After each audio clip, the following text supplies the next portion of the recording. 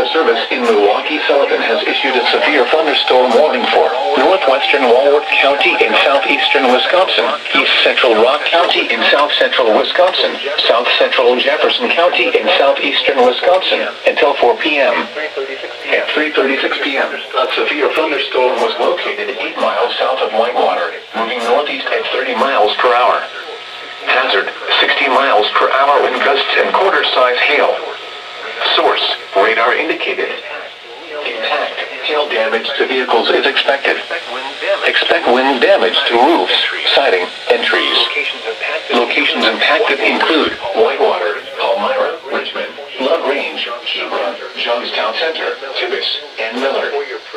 For your protection, move to an interior room on the lowest floor of a building.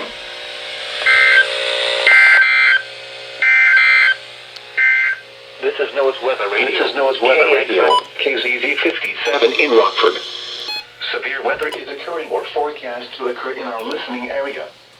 This station will broadcast severe weather alarm tones for Winnebago, Boone, DeKalb, Ogle, Stevenson, and Lee counties in Illinois, as well as Rock and Greene counties in Wisconsin.